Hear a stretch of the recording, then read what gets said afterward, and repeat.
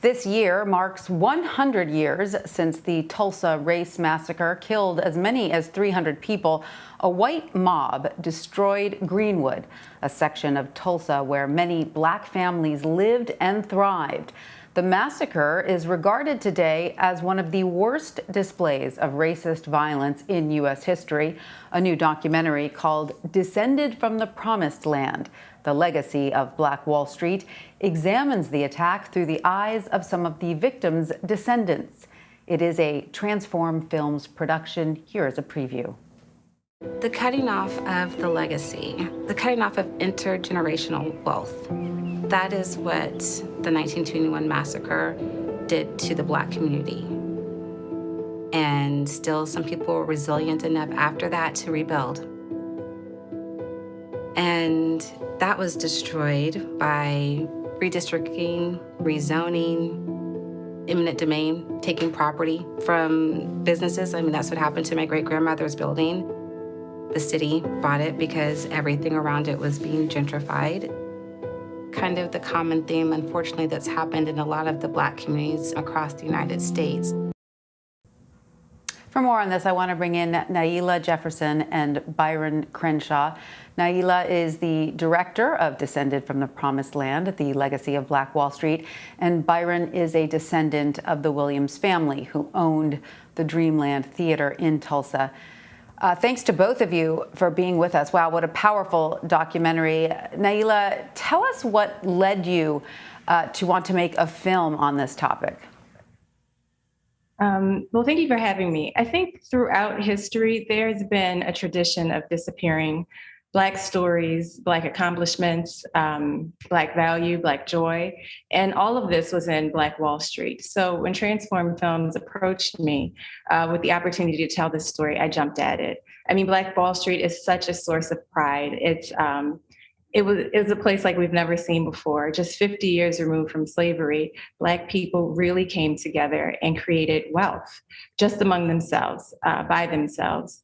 And to learn how it was ruined, taken away, and then after family members and entrepreneurs who built a Black Wall Street wanted to rebuild, how systematic racism, redlining, gentrification stopped them from reclaiming Black Wall Street that was destroyed in 1921, even to this day. I knew this was a story that needed to be amplified and uplifted, and through the voices of the descendants who share the trauma that has existed through these 100 years since the Tulsa Race Massacre. Absolutely. And Byron, in the film, you share a bit of your own family history. Tell us some more about that and, you know, what you want people to take away from hearing your family story. Yeah, thank you for having me and thank you for that question. So for me personally, my family that was tied to and had business in Black Wall Street was the Williams family. So that was specifically John Williams, Lula Williams, who were the owners of the Dreamland Theater, most notably, but they also had a confectionery store, which was a cultural node in the community. And and it all started from John having just fixing up ice cream shops and ice cream machines in the shop. And then one thing led to another, and that's how we got here. So to answer your second question, what I really want people to take away from this documentary, which I think Nailah did a beautiful job in doing, is the fact that my family and people like my family were deeply human, and that even apart from the numbers that we see, the brutal pictures that we see, there was so much humanity there, from the joy before the riot and the massacre. It's still in my head. The massacre, and afterwards the pain that they had to really cope with and digest. The pain that ultimately hurt and killed my great grandmother, Lula. Yeah.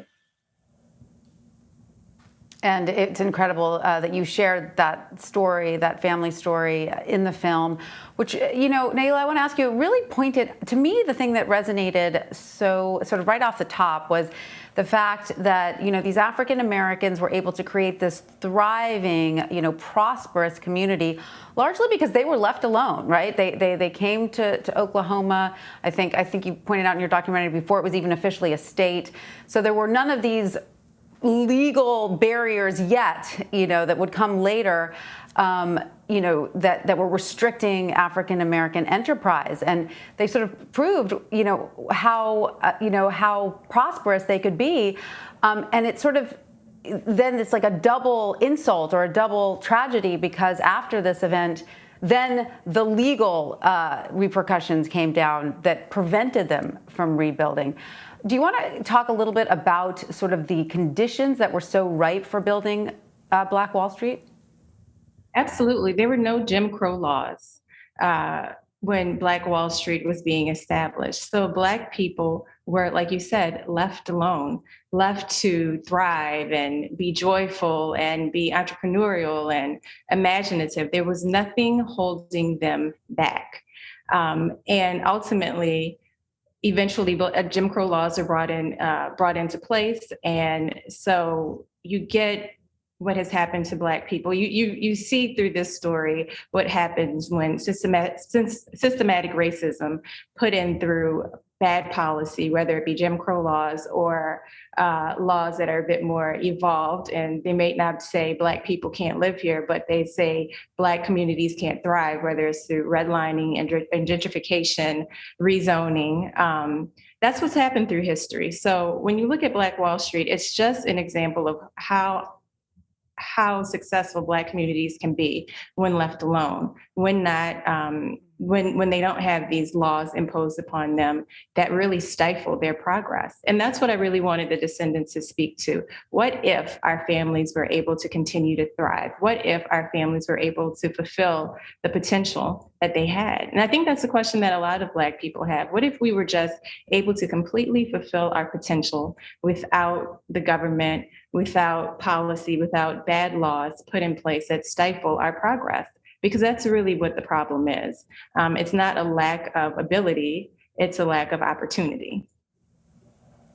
Absolutely, and I think your film makes that clear, that anyone who questions whether there is systemic racism you can just point to what happened there in Tulsa to show how there is and how there was and how it has stymied Black communities for so long. Byron, this is 100 years. That's what we set up at the top, 100 years since this event happened. Is your family marking this this occasion in any special way? Absolutely, Tanya. And how we're doing this most fundamentally is just holding space for each other. Because I think that when you think about just how much in go mode, I think the Black community has been conditioned to be, and a lot of that's out of necessity.